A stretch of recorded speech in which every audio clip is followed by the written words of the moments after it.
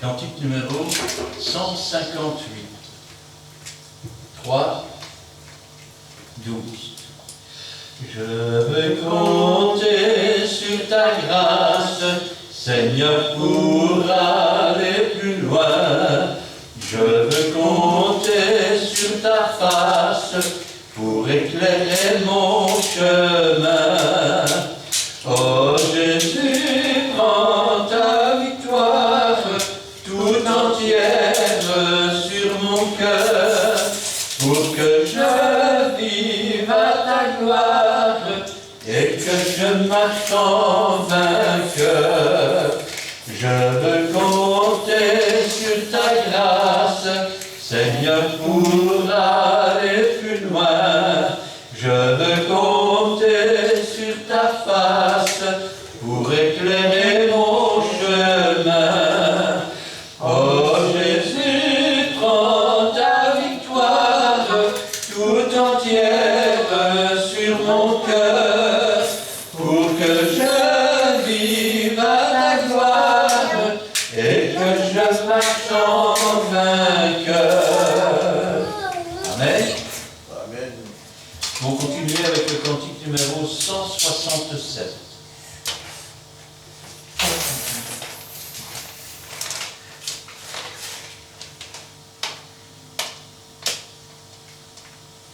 Trois, 4. La foi illumine la nuit, la foi bannit craintes et doutes, et tout mon cœur chante, mon âme est contente, la foi sur tous mes ennemis me rend toujours plus que vainqueur. Alléluia, oh quelle bonne, Alléluia, gloire au Seigneur. Amen. Amen. Et enfin le 178.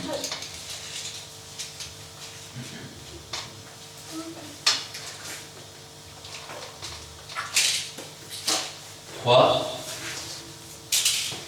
12. Libère mon esprit pour t'adorer, Jésus. Libère mon esprit pour louer ton beau nom. Brise toute chaîne, Jésus mon rédempteur. Libère mon esprit pour t'adorer. Libère mon esprit pour t'adorer, Jésus. Libère mon esprit pour louer ton beau nom. Brise toute chaîne, Jésus mon rédempteur. Libère mon esprit pour t'adorer. Amen. Cet après-midi, j'aimerais bien sûr prendre la parole de Dieu avec vous. Et j'aimerais la prendre dans le livre de l'Ecclésiaste. Livre de l'Ecclésiaste, chapitre 10. Nous lirons là les 17 premiers versets. Et je vais demander à Cindy de remettre la parole du Seigneur entre ses mains. Et Gina nous fera la lecture.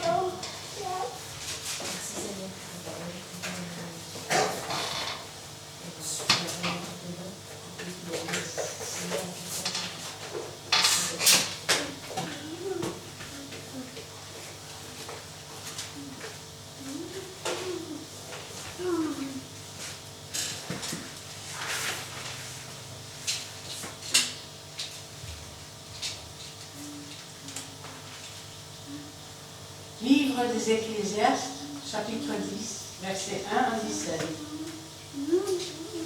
Les mouches mortes infectent et font fermenter l'huile du parfumeur.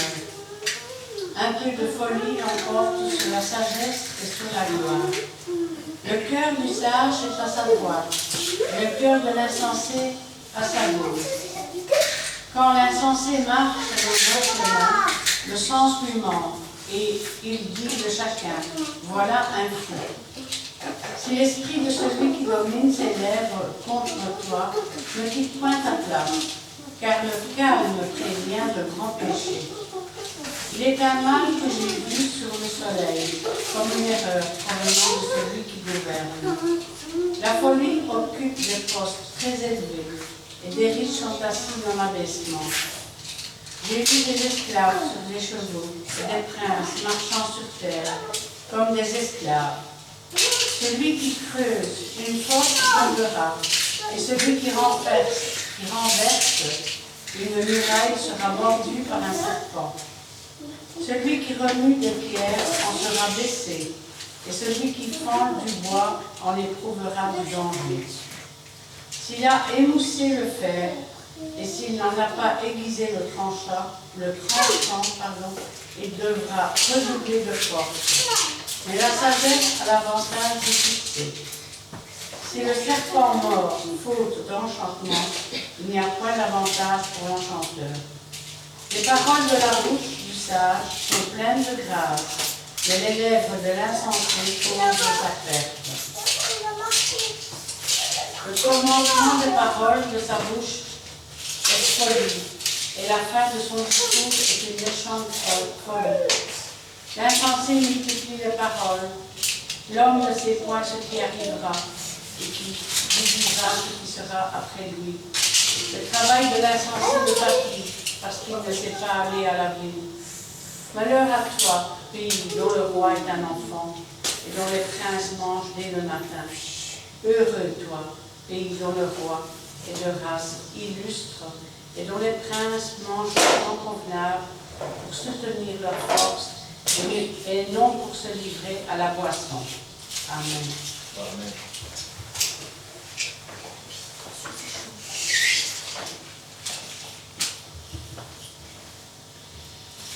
Les mouches mortes infectent et font fermenter l'huile du parfumeur. Voilà les premières paroles, je vais dire, de l'Ecclésiaste. Quand une mouche morte tombe dans l'huile, elle finit par, je vais dire, produire des bactéries, par dégrader l'huile, par provoquer des moisissures. Et que nous dit l'Ecclésiaste? Les mouches mortes infectent l'huile et font fermenter. La fermentation, c'est la dégradation de l'huile. Mais pas n'importe quelle huile, l'huile du parfumeur. Vous savez que l'Ecclésiaste, c'est quelqu'un qui parle souvent. Alors, on écoute, et on se dit, ben oui, quand une mouche tombe dans l'huile, l'huile commence à fermenter, c'est pas bon du tout. Hein? Mais en fait, l'Ecclésiaste est un homme spirituel. C'est un homme qui a vécu tout ce qu'il est possible de vivre. Et après avoir tout essayé, vous savez ce qu'il dira de tout ce qui se passe dans le monde? Vanité de vanité, tout est vanité. Eh oui. Alors, la mouche qui tombe dans l'huile, c'est quoi? D'abord, c'est pas n'importe quelle huile, c'est l'huile du parfumeur. C'est-à-dire, ce n'est pas l'huile que l'on va mettre dans la cuisine, ce n'est pas l'huile qu'on va mettre dans la lampe, c'est l'huile de celui qui va faire le parfum. Or, il faut savoir ceci, c'est que l'huile, c'est aussi l'image de l'onction de l'esprit. Et donc, celui qui adore Dieu ne peut l'adorer autrement qu'en vérité, en esprit. Esprit, le Saint-Esprit, vérité, Jésus. Pourquoi? Parce que Dieu est esprit et il faut que ceux qui l'adorent en esprit. Mais voilà, une fois que le Saint-Esprit a donné la prière, elle est transportée. Et elle est présentée dans des couples comme un parfum de bonne odeur. Pourquoi? Parce que le Saint-Esprit connaît la pensée de nos cœurs, et même si, par exemple, nous faisons une prière et que les mots ne correspondent pas tout à fait à ce que nous voulions dire, le Saint-Esprit qui connaît, et je vais dire le protocole de Dieu, transforme tout cela en un parfum magnifique, en un parfum qui est présenté devant Dieu dans des coupes. Et voilà qu'une mouche est tombée dedans. Mais qu'est-ce que c'est que la mouche? La mouche, c'est quelque chose d'étranger, quelque chose qui ne devrait pas y être. Ah oui, c'est un corps étranger. Alors, quels sont les corps étrangers qui peuvent rentrer dans notre louange? La résistance à la sanctification. Le petit péché qu'on met sur le côté est une mouche morte, et qui va petit à petit infecter la vie spirituelle. Ça peut être aussi une œuvre morte, une œuvre qui ne sert à rien, une œuvre que Dieu n'a pas préparée. Mais parce que nous voulons résister au Saint-Esprit qui nous dit non, voilà, là ça ne sert à rien. Moi, Seigneur, je vais quand même essayer. Et donc cette œuvre, c'est une œuvre morte, c'est une mouche qui montre notre résistance au Saint-Esprit. La façon dont nous attristons le Saint-Esprit. La façon aussi dont parfois nous refusons de nous sanctifier, sanctification sans laquelle personne ne verra Dieu. Alors il est normal que, infectés par un corps étranger, nos prières ne soient plus aussi spirituelles. Et que donc, l'huile qui avait été donnée par la prière a été contaminée par cette désobéissance, par ce péché. Et comme le péché est toujours là, eh bien, il y a une part de la chair qui essaye de s'exprimer au travers des prières. Et donc la prière, eh bien, l'huile qui devait servir à être parfumée, elle est contaminée. C'est un peu comme, par exemple, vous faites du sport. On peut parler de sport, hein, puisque Paul disait « je cours comme pour remporter le premier prix ». Parler du prix de la foi. Imaginons que vous faites du sport tous les jours. Vous êtes en forme. Et tout va bien. Ce qui veut dire que dans chacun de vos gestes, eh bien, vous n'éprouvez aucune difficulté. Vous êtes entraîné. Il n'y a vraiment pas de problème à tout ça. Mais voilà que un corps étranger,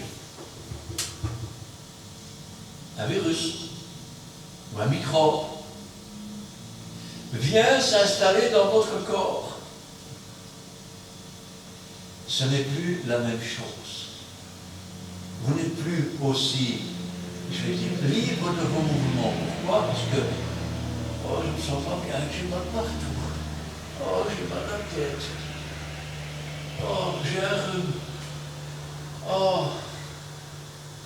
Et la faiblesse arrive. De même, quand on laisse les mouches mortes infecter l'huile d'onction que Dieu a mis sur nos têtes, spirituellement, nous devenons faibles. Spirituellement, nous devenons malades. Et nos prières sont malades. Et nos actions sont malades. Ainsi donc, l'Ecclésiaste parle avec justesse. Les mouches mortes infectent et font fermenter l'huile du parfumeur. Un peu de folie l'emporte sur la sagesse et sur la gloire. Voilà encore une citation. Un peu de folie l'emporte. N'avez-vous jamais vu un chrétien dans l'église? Il est plus saint que les saints. Et puis une fois qu'il est, je vais dire, en compagnie, et que des plaisanteries grivoises, on va dire. Pour ceux qui ne savent pas ce que c'est que grivoise, mais ce sont des plaisanteries qui atteignent même la pudeur. Hein? Eh bien, la sagesse est effacée. Eh oui. Et puis la gloire du Seigneur, qui est Jésus-Christ, s'efface comme par miracle. Alors, cette folie, elle prend le pas. Et voilà que le chrétien se met à rigoler là-dessus. Quand je pense à cela, je me dis, Seigneur, il ne faut pas beaucoup de folie dans un individu pour que cette folie l'emporte sur la sagesse ou sur l'intelligence. Vous savez, combien de personnes, parce qu'ils ont lu quelques passages de la Bible, croient tout connaître, et donc vous n'avez plus rien à leur apprendre. Alors qu'ils disent qu'ils sont riches et qu'ils n'ont besoin de rien, ils ne savent pas qu'ils sont nus, misérables, aveugles, et qu'ils ont besoin d'un médicament pour les yeux. Dès lors, ce petit peu de folie, comme la toute petite mouche dans l'huile, l'emporte sur la sagesse qui a bâti sa maison, qui a taillé sur cette colonne. Et puis la gloire, une gloire comme la gloire du Fils unique venu du Père. Et je vais le dire autrement, c'est notre attitude, c'est notre facilité à nous tourner vers les choses que Dieu ne veut pas que nous nous tournions, qui fait qu'on met nous-mêmes une séparation entre nous et Dieu. Et un peu de folie l'emporte sur la sagesse et sur la gloire. Le cœur du sage est à sa droite et le cœur de l'insensé à sa gauche.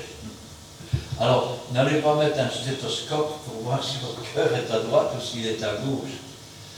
L'Ecclésiaste est aussi un prophète et quand il parle, qu'est-ce qu'il dit? Le cœur du sage est à sa droite.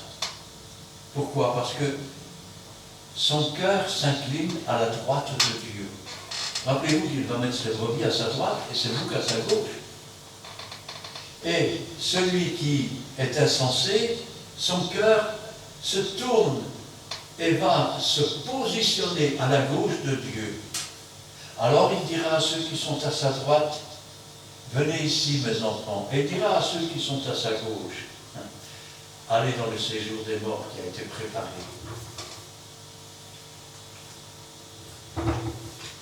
Maintenant, il va nous parler un petit peu de l'insensé. Quand l'insensé marche dans un chemin, le sens lui manque. Et il dit de chacun, voilà un fou. Alors l'insensé, c'est quelqu'un qui n'a pas de sens, c'est-à-dire on pourrait dire que l'insensé, c'est le contraire de celui qui a du discernement. Ça veut dire qu'il ne discerne pas ce qui est bien, il ne discerne pas ce qui est mal. C'est suivant ce qui lui plaît le plus. Hein? Et alors, quand on est un insensé, qu'est-ce qu'on dit? Celui-là ne fait pas comme moi. Un fou, hein? Comment? Tu vas à l'église? Tu es fou, hein? L'insensé, il dit des autres qu'ils sont fous. Voilà un fou. Pourquoi? Parce qu'ils n'ont pas le bon sens, ils n'ont pas l'intelligence. Ça veut dire qu'ils sont incapables d'entrer en eux-mêmes et de se dire que si on étudie la chaîne alimentaire des animaux jusqu'à l'homme, on s'aperçoit qu'il ne peut pas y avoir de hasard. Parce qu'on dirait que tout a été placé de façon précise.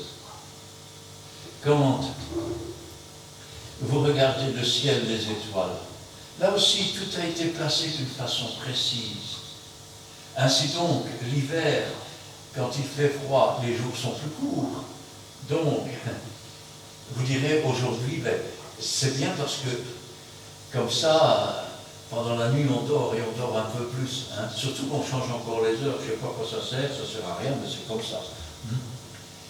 Mais dites-vous bien que pour certaines époques, quand les jours raccourcissaient, le chasseur avait plus de chances de trouver du gibier.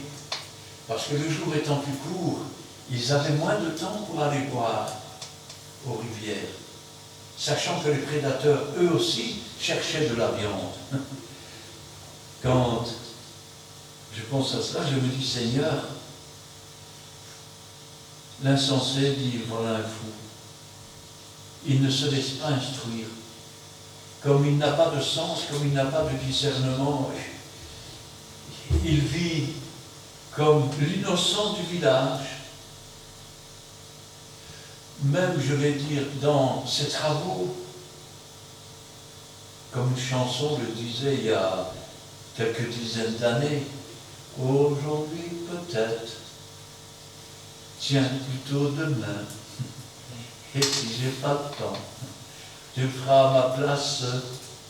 Ainsi donc, voilà l'insensé. Si l'esprit de celui qui domine s'élève contre toi, si maintenant il y a des gens dominants, alors les gens dominants c'est quoi? Ben, c'est le genre à qui tu dis bonjour et que te disent le reste. C'est eux qui sont chefs, c'est eux qui prennent l'autorité, c'est eux qui montent au-dessus de la tête des gens.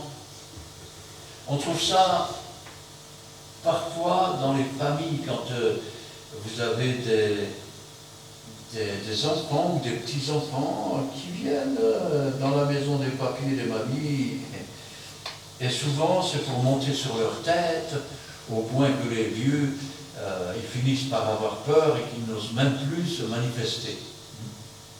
Alors, quand tu as quelqu'un comme toi, qu'est-ce que la Bible nous dit? Ne quitte point la table.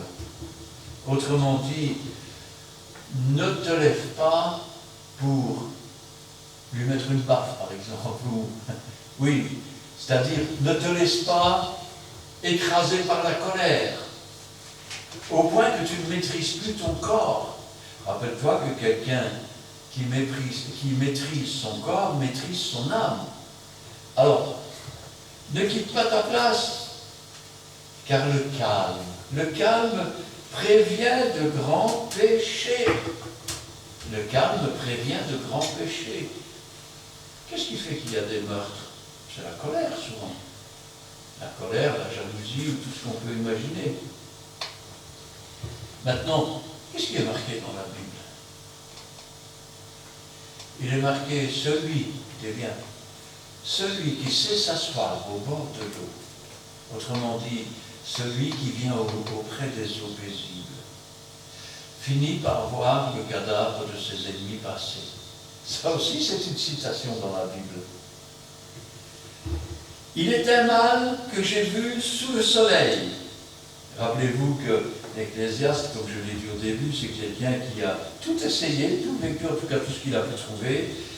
Et puis, comme il a de l'intelligence et de la spiritualité, il a évalué toutes ces choses. Il est un mal que j'ai vu sous le soleil, comme une erreur provenant de celui qui gouverne. Voilà. Vous savez comment on dit chez nous le proverbe?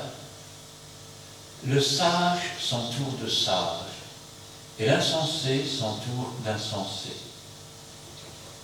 Je pense que dans le gouvernement, que ce soit belge ou européen, et même mondial, je pense qu'il ferait bien de méditer cette phrase.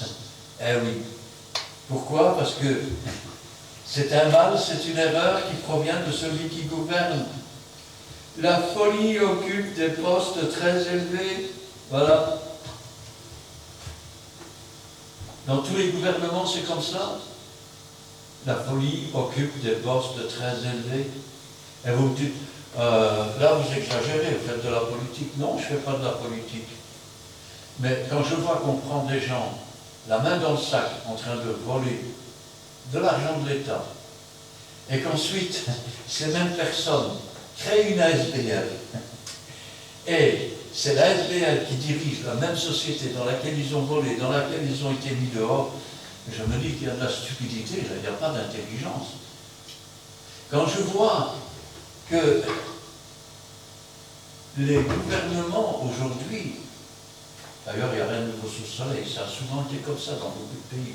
Rares sont les pays où les gouvernements travaillent pour ceux qui sont dans le peuple. Quand je vois des gouvernements aujourd'hui, je me dis, mais ça c'est le fils d'eux, ça c'est le fils d'eux, et ça c'est le fils de l'autre. Et puis, 9 ministres pour la santé, je ne sais pas combien de ministres pour le climat, je ne sais pas combien de ministres. Mais tous ces gens-là, il faut les payer. Vous savez, quand on est en temps de crise, qu'est-ce qu'on fait? Une restructuration de personnel. Je pense qu'avec 3 régions, 3 ministres de la Santé, ça devrait suffire. Quoi, non? Ce sont des parasites. D'autant que, même si la sagesse réside dans un grand nombre de conseillers, mais pas de ministres, quand je pense à ça, je me dis, Seigneur, il y aurait moyen de faire pas mal d'économies de ce côté-là. Pourquoi? Parce que plus ils sont nombreux, et plus il y a des démarches à faire. Plus il y a des démarches à faire, et plus ça traîne. Marquez, ça ne traîne pas toujours. Tenez, je vais prendre un exemple de la folie des gouvernements aujourd'hui. Vous verrez que ces paroles sont tout à fait exactes. Voilà des banques, pour ne prendre que cet exemple, voilà des banques qui sont au bord de la faillite. Alors, qu'est-ce qu'une banque? D'abord, ce n'est pas un organisme d'État, c'est un magasin privé qui est là pour faire du bénéfice. Il n'est pas là pour vous faire gagner de l'argent, il n'est pas là pour, mettre votre argent en sécurité, non, il est là pour se faire du bénéfice. C'est une société.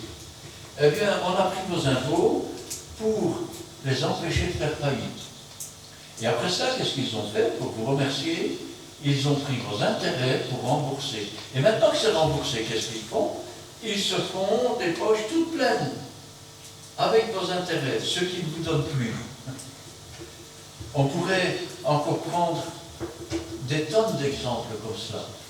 Ce qui est encore pire, c'est que ces gouvernements qui ne sont pas sages du tout, qui n'ont aucune intelligence, et le peuple aussi qui se laisse faire, eh bien, aujourd'hui, vous êtes sous tutelle. Vous direz, non, on n'est pas sous tutelle, nous autres, parce que pour être sous tutelle, il faut aller chez le juge, alors c'est quelqu'un d'autre qui s'occupe de notre argent. Mais dites-moi, est-ce que vous pouvez, je vais dire, tout payer sans être obligé d'avoir un compte en banque? C'est votre argent, vous l'avez gagné, mais vous ne pouvez pas payer plus de 3 000 € sans passer par une banque. Eh oui. Et les banques, aujourd'hui, veulent faire disparaître l'argent. Pourquoi? Parce que comme cela, vous deviendrez esclave. Avec la complicité du gouvernement. Vous serez filmé partout où vous allez. On vous suivra à la trace. Et si maintenant, je vais dire, vous propagez des idées qui ne plaisent pas au gouvernement, ils feront comme ils ont fait avec les oligarques russes. Ils bloqueront votre compte et quand vous arriverez à la banque, on vous dira, allez voir au bureau de police. Vous êtes sous tutelle. Vous n'êtes plus maître de vos biens, vous n'êtes plus maître de votre argent. Ah, c'est vrai. Il faut par exemple réduire la consommation. Alors pour ça, il faut des voitures électriques. La première voiture électrique en Wallonie, on leur a demandé 5 000 € de taxes. C'est le Parlement européen qui leur a dit, ça ne va pas la tête, si vous faites ça, ils ne prendront jamais de voiture électrique. Ce qui présage ce qui va se passer quand tout le monde aura une voiture électrique. Alors comme ils n'ont pas pu taxer sur l'électricité, maintenant ils vont taxer sur le poids. Les voitures électriques sont plus lourdes que les voitures essence. Et puis, on va reconstruire des centrales, et puis on va faire ceci, on va faire cela. Alors, laissez-moi vous dire une chose.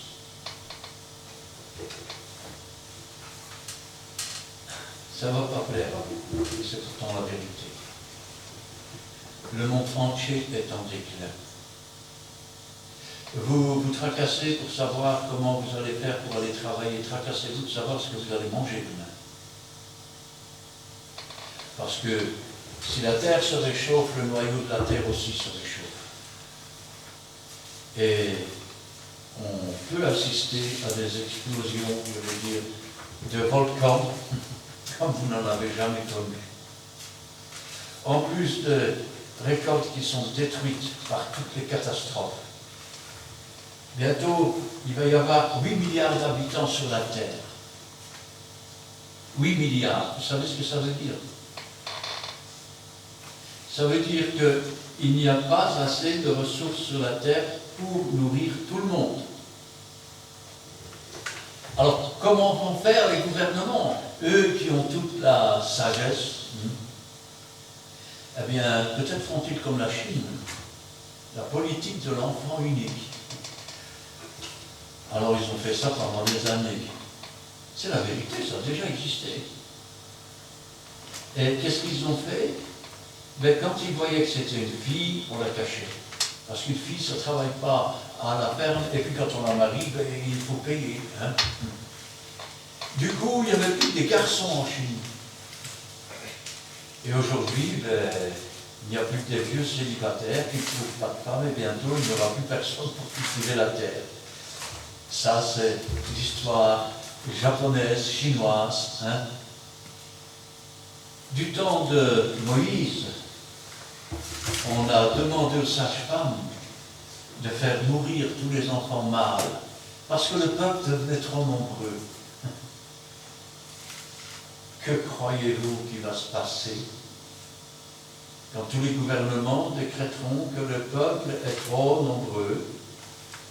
Je vous laisse deviner, si vous avez un peu de sagesse.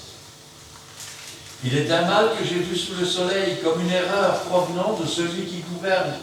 La folie occupe des postes très élevés. Et les riches sont assis dans l'abaissement. Alors, à l'heure d'aujourd'hui, on pourrait dire que les riches sont élevés. Pourquoi? Parce que quand les entreprises ont un problème, l'État trouve la solution tout de suite. On fait sauter l'index des ouvriers. Quand les ouvriers sont dans la misère parce qu'ils n'arrivent plus à payer leurs choses, on ne trouve pas de solution. La solution, pourtant fort simple, rendez les index et indexer les salaires. Le boulanger pourra vendre son pain un peu plus cher, il ne fera pas faillite. Et l'ouvrier aura de quoi l'acheter. J'ai vu des esclaves sur des chevaux et des princes marchant sur terre comme des esclaves. Autrement dit, j'ai vu les esclaves du péché à la tête du pays, monter sur des chevaux. À l'époque, il y avait les seigneurs et les généraux d'armée et les officiers qui avaient des chevaux, les autres suivaient à pied. Eh oui. Alors, j'ai vu des esclaves sur des chevaux. Et les princes, le peuple de Dieu, princes, comme esclaves. Eh oui.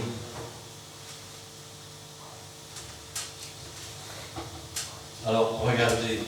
Celui qui creuse une fosse, il tombera. Alors, je peux vous dire que les sages qui nous gouvernent en Belgique, en Europe, dans le monde, ont déjà creusé une fosse. Et ils ont creusé un déficit tel qu'ils sont en train de tomber dedans. Ça veut dire que dans les prochains mois, voire les prochaines années, j'ai même peur de le dire, mais il y a des gens, que ce soit dans les pays que l'on appelle civilisés ou autres, qui vont avoir faim, qui vont mourir de faim. Pourquoi? Parce qu'il n'y a plus de quoi. Ils ont creusé des déficits, mais un déficit, c'est une dette. Il vient un moment donné où on est ce qu'on appelle surendetté. Et quand on est surendetté, on ne sait plus payer ses affaires. Et quand on ne sait plus payer ses affaires, on n'a plus rien. On se retrouve à la rue.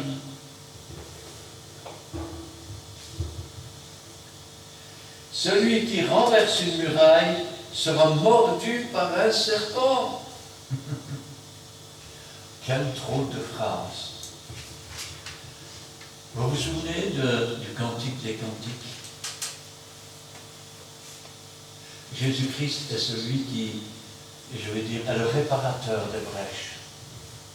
Mais il y en a qui veulent renverser les murailles. Tenez, un des faits les plus significatifs. Combien de fois avons-nous entendu des jeunes qui disaient « Ouais, mais les vieux, c'est comme ça, mais nous c'est fini, on ne fait pas comme ça, on fait comme ça. » Mais les vieux étaient bien plus sages. Les vieux étaient bien plus sages. Parce qu'un vieux, quand il regardait une rivière et qu'il regardait le contour, il savait que la rivière avait une première berge et une deuxième. Il n'allait pas bâtir dans la deuxième. Aujourd'hui, on a changé ça, on n'appelle plus ça la deuxième berge, celle qui ne sert qu'une fois tous les 100 ans, on appelle ça des zones inondables. Et alors on construit, et 80 ans plus tard, tout est balayé par une inondation. Eh oui. Sauf que ces choses ont lieu peut-être tous les 100 ou 150 ans. Et qu'on a bâti malgré tout. Et après, quand on aura démoli et que le terrain sera devenu libre, au bout de 50, 60 ans, on va reconstruire. Et 40 ans plus tard, ce sera encore la même chose. Il n'y a rien de nouveau sous le soleil. Les hommes ont seulement oublié. N'importe quel ancien vous dirait que tout ce qui est en haut finit par tomber dans le fond, et tout ce qui est dans un trou finit par être bouché. Ça veut dire quoi? Ça veut dire que tu construis sur une colline, mais la colline va finir par tomber avec ta maison. C'est ce qu'on appelle des effondrements. Et puis celui qui habite dans un trou, ben, il sait bien qu'il va finir par être emblayé petit à petit. Les sages, vous savez ce qu'ils faisaient? Ils regardaient le point le plus haut. Ensuite, ils regardaient sur ce point le plus haut un endroit où il y avait de la roche pour construire leur maison, sachant que les rochers ne bougeraient pas. Quand je pense à ça, je me dis, Seigneur, aujourd'hui, on construit des bâtiments dans le vide. On construit des bâtiments, je vais dire, sur des montagnes. On construit des bâtiments le long, je vais dire, des rives d'eau, le long des failles. Et pourtant, on sait qu'il y a une faille. On sait qu'il va y avoir des destructions, mais on le fait quand même. Quel est le sage architecte ancien qui aurait bâti en bord de mer? N'importe qui sait que quand la mer se déchaîne, elle déborde. Il n'y a pas besoin encore de fonte de glace pour ça. Ah, mais c'est vrai. On voit des esclaves sur des chevaux, autrement dit des gens qui sont esclaves du péché, qui ne travaillent pas pour le peuple, mais qui travaillent pour leur propre poche. Et des princes marchant sur terre comme des esclaves. Celui qui creuse une fosse, il y tombera. Celui qui renverse une muraille sera mordu par un serpent. Celui qui remue des pierres en sera blessé. Ah oui, parce qu'aujourd'hui, si par exemple, chez nous on appelle ça des cadavres dans l'armoire. Mais ici, l'Ecclésiaste, il prend un autre exemple. La chose cachée, il y a un rocher dessus. Et si tu essayes de remuer le rocher pour faire apparaître la vérité, eh bien, tu en seras blessé. Je vais le dire autrement. Je vais parler à la façon des politiques. Dans notre parti, il faut des gens jeunes, il faut des idées nouvelles. Et tant que tu dis amen à tout ce qu'ils disent, c'est parfait. Tu leur sers. Ils ne te servent pas, tu leur sers. Et quand tu vas émettre une idée qui n'est pas selon le plan politique, tu ne seras pas renvoyé, tu vas être mis de côté, tout simplement. Et on prendra quelqu'un d'autre qui suit les idées de ce monsieur. Ainsi donc, quand tu découvres un scandale et que tu essayes de remuer la bière, il y en a plusieurs et des complices avec eux qui commencent à essayer de te blesser, de t'écarter de... Vous savez, quand on est blessé, on ne sait plus travailler. Hein. Celui qui renverse une muraille sera mordu par un serpent. Celui qui remue des pierres en sera blessé. Celui qui fend du bois en éprouvera du danger. Ah, c'est vrai, à cette époque-ci, on n'utilise plus, je veux dire, ces formes de langage. Mais à l'époque, quand il y avait des comptes à régler, on disait il va se casser du bois. Et là, c'est-à-dire je vais casser du bois. Et on commence à casser du bois. Casser du bois, ça veut dire aussi parler sur l'autre, sur cette malversation, dénoncer. Mais tu en éprouves du danger, pourquoi? Encore une fois, parce que les loups ne se mangent pas entre eux. Ah oui.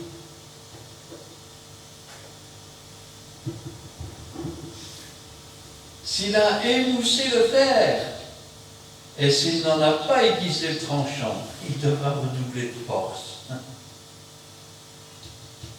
L'insensé, il voudrait parfois remuer les choses, mais il est incapable de préparer ses outils pour ça. Alors, il se met en danger, parfois parce qu'il est jaloux. Alors, il est jaloux, il faut se manger, donc il faut dénoncer ça, il faut dénoncer ça.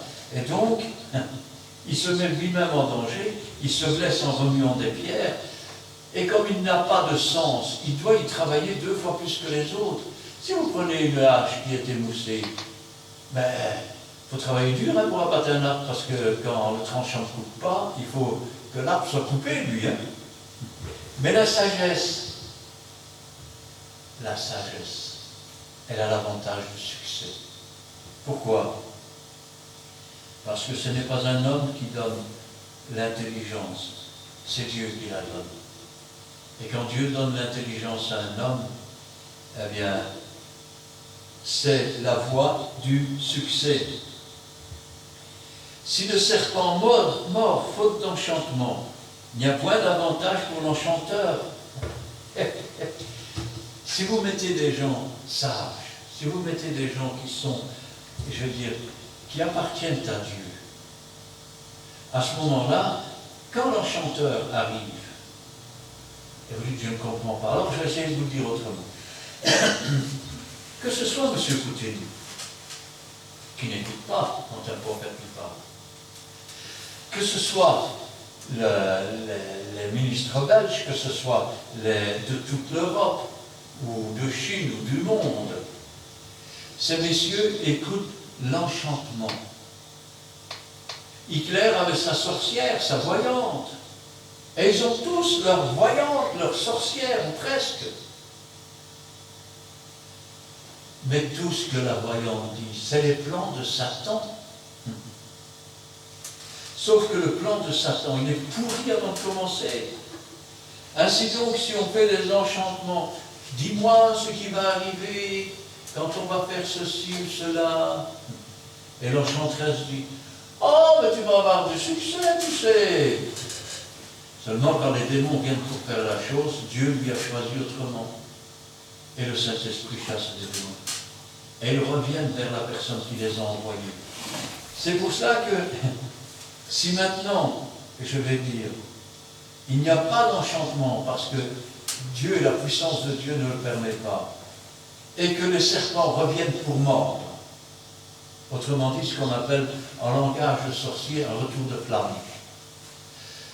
Il est évident que quel est l'avantage pour l'enchanteur? Il n'en a aucun. Les paroles de la bouche du sage sont pleines de grâce. C'est-à-dire qu'elles apportent la grâce, elles apportent la vérité sur le salut, elles apportent la vérité sur le Rédempteur, elles apportent la vérité sur le Christ lui-même. Mais les lèvres de l'insensé, c'est ce qui cause sa perte. C'est ce qui cause sa perte. Pourquoi? Parce que tout ce dont il parle, il essaye de le faire. Le problème, c'est que Dieu n'est pas dans ces choses. Et que, par son propre langage, il finit par être mis à jour. Tenez, prenons un exemple. Et j'ai entendu dire que les voitures à essence étaient meurtrières à cause des gaz. Que le diesel, c'était beaucoup mieux. J'achète donc un diesel, et 3 mois plus tard, on me dit que c'est le diesel qui tue et pas l'essence. Pourquoi? Parce qu'on est dans un monde de consommation, il faut consommer absolument. Nous arrivons dans des temps difficiles, alors il faut des voitures électriques. C'est bien, mais elles vont déjà être taxées au poids, ce qui veut dire que les taxes vont être encore plus chères que les voitures d'aujourd'hui. Et puis, il faut des panneaux solaires, mais pour ça, il faut payer un permis pour les placer, et ensuite, il faut payer de l'argent pour que le trop de courant circule. Donc, ils ne vous rachètent pas votre courant. Il faut que ce soit vous qui payez pour que ça circule dans leur câble. Tout est bon. Tout est bon pour se remplir les poches. Mais rien n'est fait réellement pour le climat. Et vous voulez que je vous le prouve? Demain, quand ils auront tout mis à l'électricité, qu'il y aura une tempête solaire, en quelques heures, on se retrouvera sans plus aucun ustensile, plus de voiture, plus de télévision, plus de radio, plus d'éclairage, plus rien. Parce que tout aura grillé. Ah, il faut faire des centrales nucléaires, parce que ça, au moins, ça vaut la peine.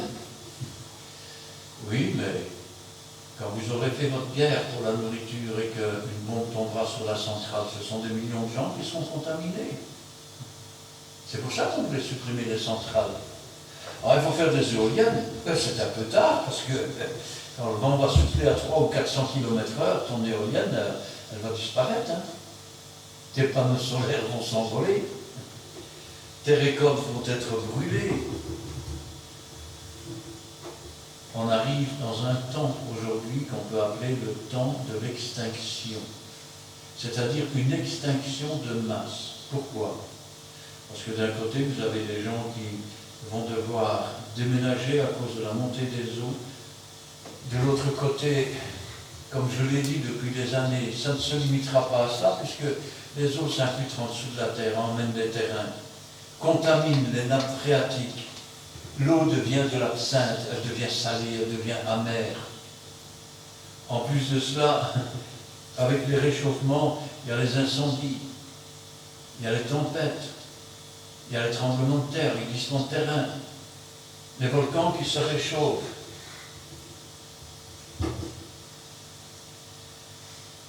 Le commencement des paroles de sa bouche est folie. L'insensé, c'est comme ça. Le commencement de ses paroles, c'est folie. Oui, mais vous en faites pas. La technologie va tout résoudre. Et la fin de son discours est une méchante folie. Nous avions décidé de supprimer les centrales, mais maintenant que nous voyons que nous n'avons plus de gaz, on va mettre des centrales. Folie, folie, folie.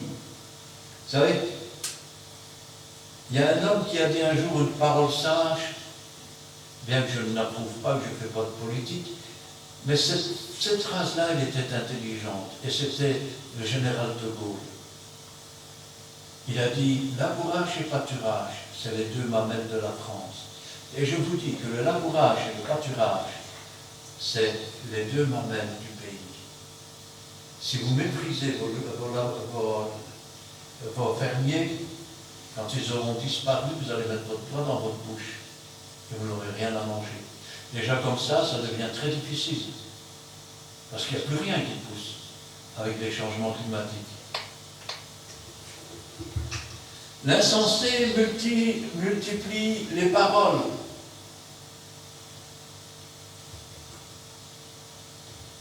Alors, quelle bonne parole. Le plan, aujourd'hui dans le monde, et dans notre gouvernement aussi, c'est de faire des citoyens qui travaillent des assistés. On te donnera un chèque comme Dringuet ici. On n'oubliera pas de prendre la TVA dessus.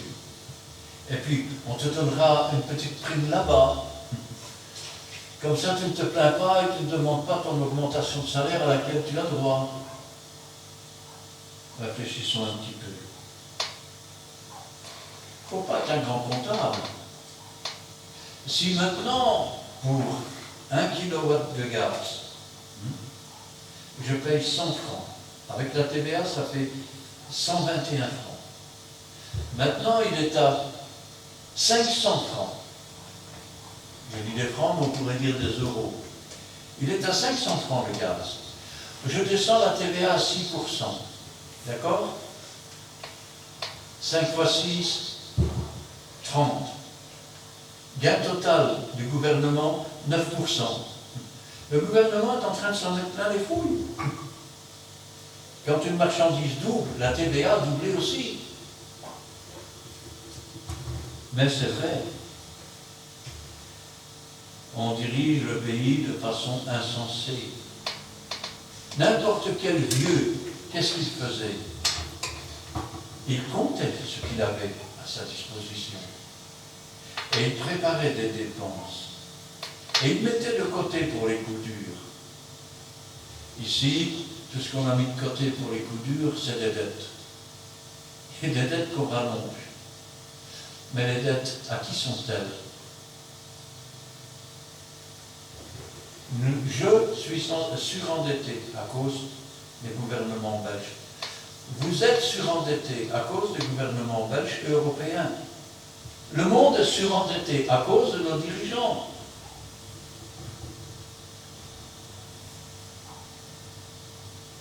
Ainsi donc, l'insensé multiplie les paroles. L'homme ne sait point ce qui arrivera et qui lui dira ce qui sera après lui. Qui va lui dire ce qui sera après lui?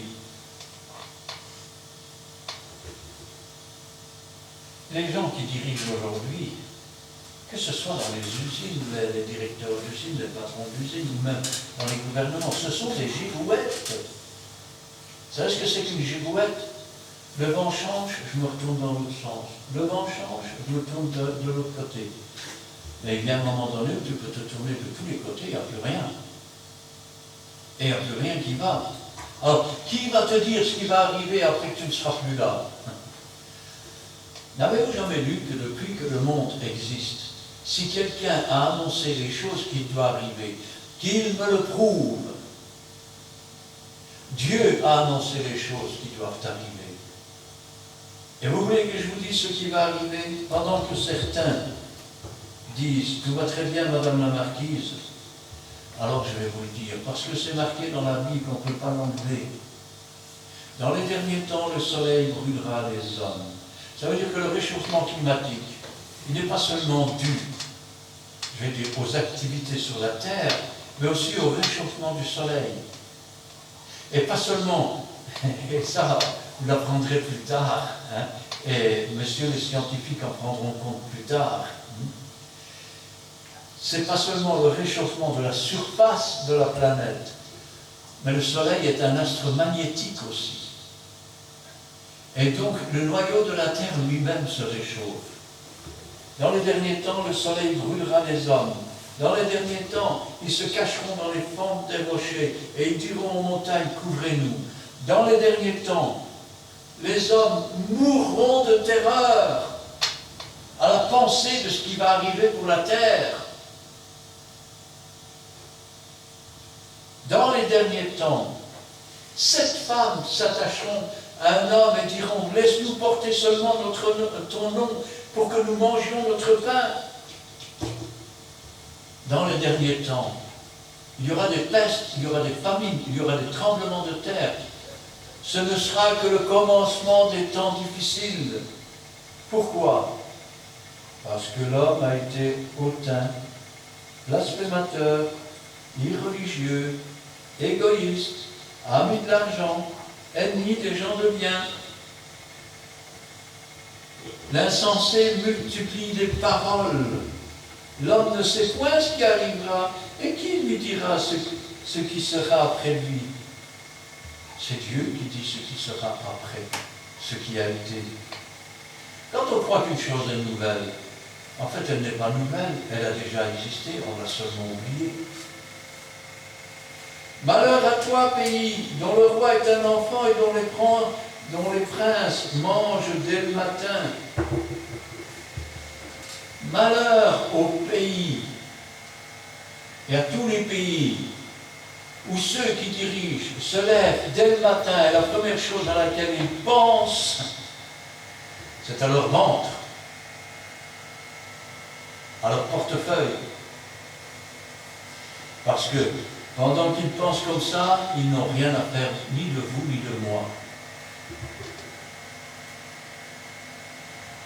Heureux, toi, pays, dont le roi est de race illustre, et dont les princes mangent autant convenable pour soutenir leur force. Je vais dire autrement, malheur à tous ces gouvernements qui ne viennent au gouvernement que pour s'enrichir, que pour manger et pour, quelque part, je vais dire, ruiner le pays et se servir.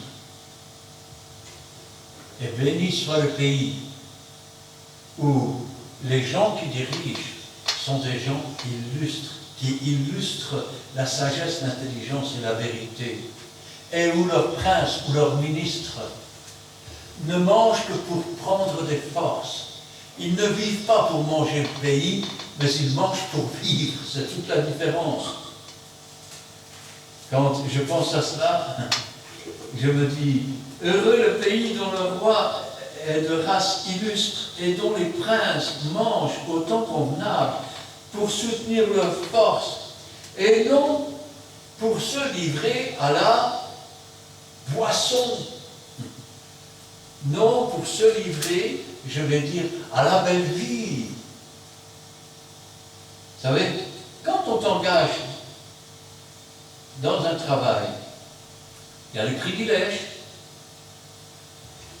Le privilège d'un ministre, par exemple, c'est d'avoir un chauffeur, c'est d'avoir une voiture de société, on peut dire de l'État, pour rouler sans payer de taxes, sans payer d'essence.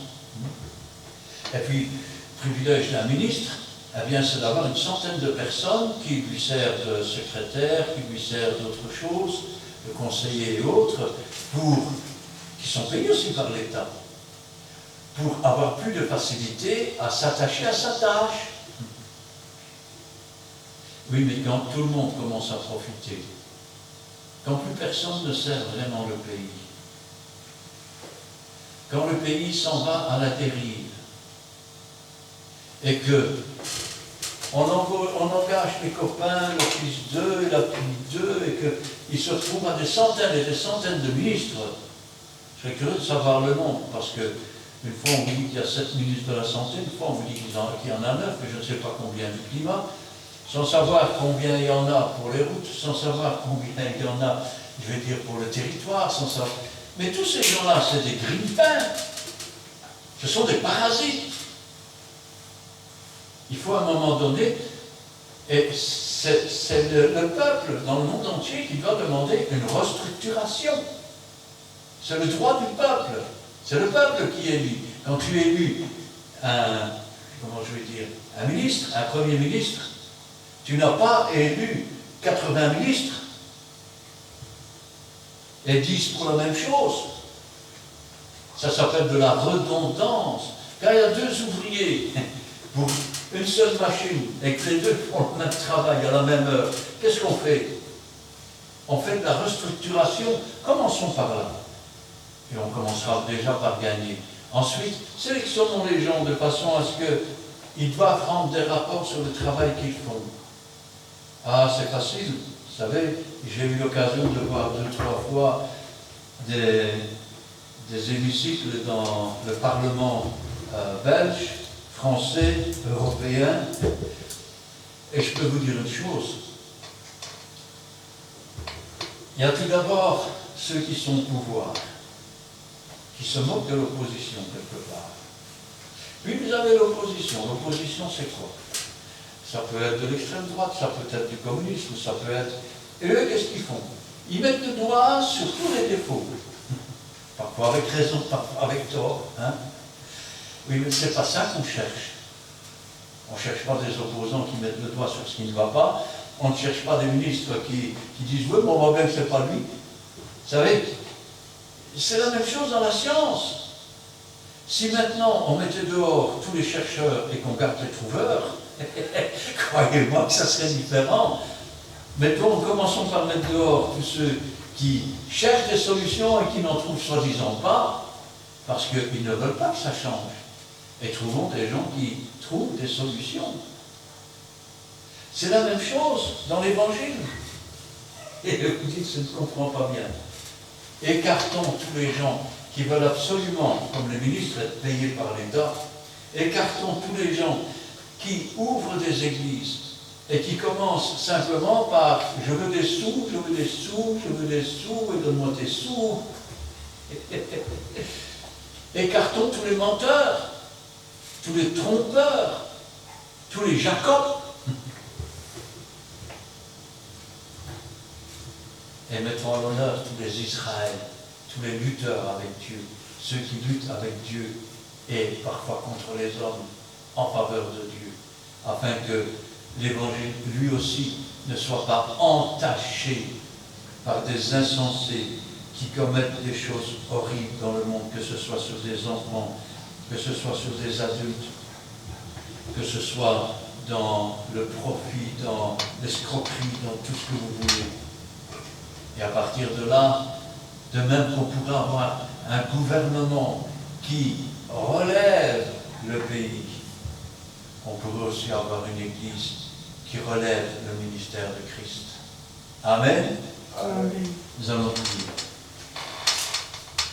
Éternel, notre Dieu, notre Père, nous te louons, nous te rendons grâce. Béni sois-tu, gloire à toi, louange te soit rendue. Cet après-midi encore, Seigneur, tu nous rappelles que la folie l'emporte souvent sur la sagesse. Tu nous rappelles, Seigneur, que nous sommes quasiment dans un monde de fous, où, alors qu'il faut polluer le moins possible, ce sont les guerres qui polluent le plus, alors que des gens ont faim, on fait mourir aussi, et on amène à la faillite tous les laboureurs, tous ceux qui travaillent sur la terre. Alors que les ouvriers commencent à être dans les difficultés, on encourage les riches, les spéculateurs. Et pourtant, Seigneur, toi tu sais. Toi tu sais que l'effondrement n'est pas loin. Toi tu sais qu'on va assister à l'extinction, à une nouvelle extinction d'une partie de l'humanité. Toi tu sais, Seigneur, que ce n'est que le commencement des douleurs. Et cela nous réconforte.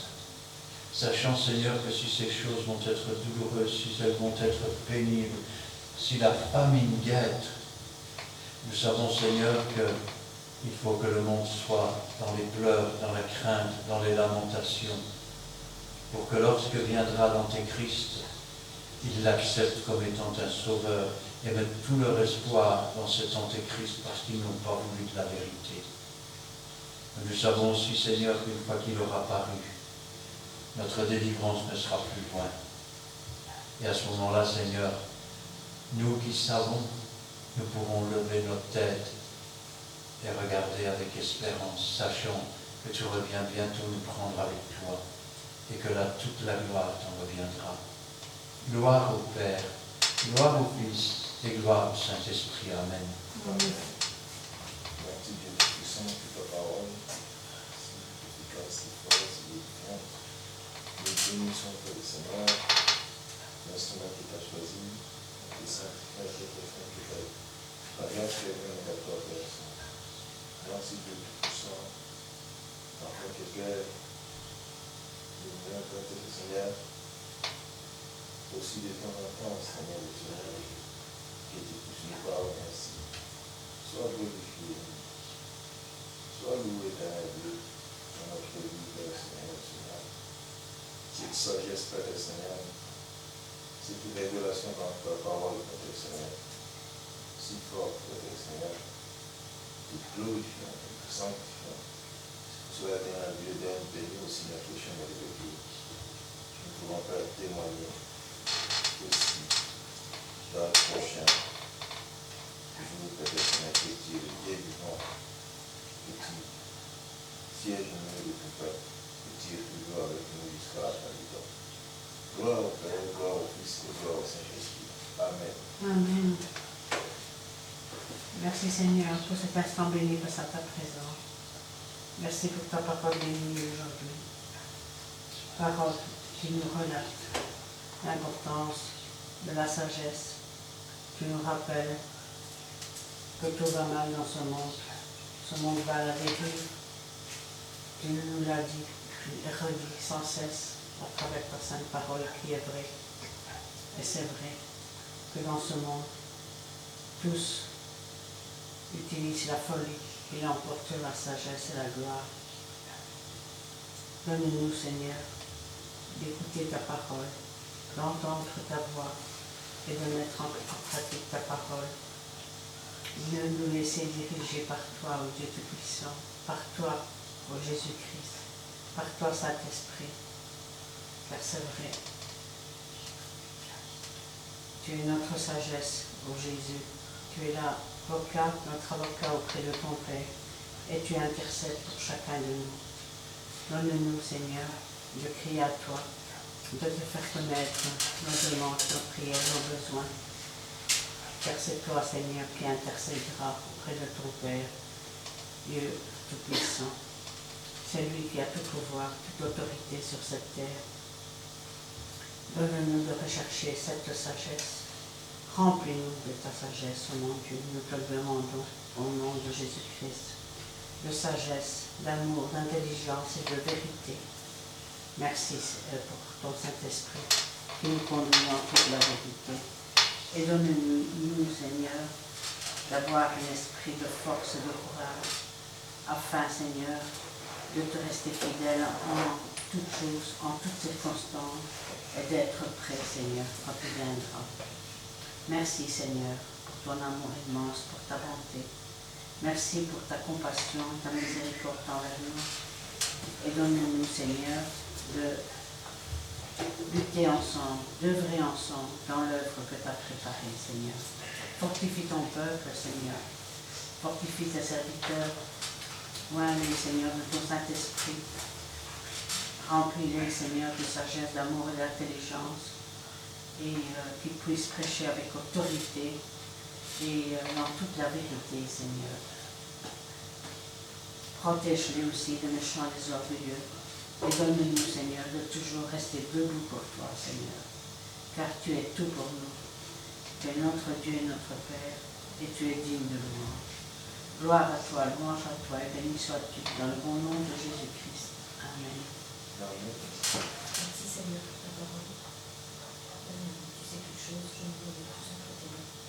Et Seigneur, nous dirigeons, nous puissions faire toutes choses. Puisse aussi nous aider, nous garder de nos lycées. Nous te remets tous les 4 heures que tu connais, que tu puisses intervenir quand je sois tu peux le faire. Merci aussi pour tout ce que tu fais. Je te remets le chemin du retour, et aussi la semaine, que tu puisses l'avenir et nous garder, Seigneur, à chaque instant. Merci Seigneur.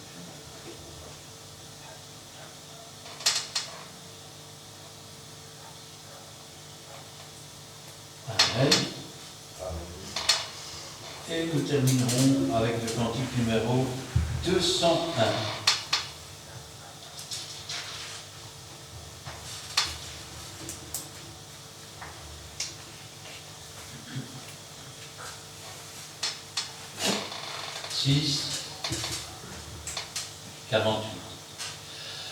Notre Dieu règne encore, jamais son amour ne s'endort.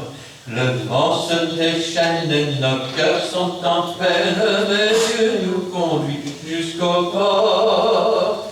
Notre Dieu règne encore, jamais son amour ne s'endort. Ce qu'il nous promet resterait pour jamais. Notre Dieu règne encore. Notre Dieu règne encore. Jamais son amour ne s'endort. Le vent se déchaîne et nos cœurs sont en peine, mais Dieu nous conduit jusqu'au port. Dieu règne encore, jamais son amour ne s'endort. Ce qu'il nous promet reste vrai pour jamais. Notre Dieu règne encore. Amen. Amen. Que l'Éternel te bénisse et qu'il te garde. Que l'Éternel fasse lire sa face sur toi et qu'il t'accorde sa grâce. Que l'Éternel tourne sa face vers toi et qu'il te donne la paix. Amen et Amen.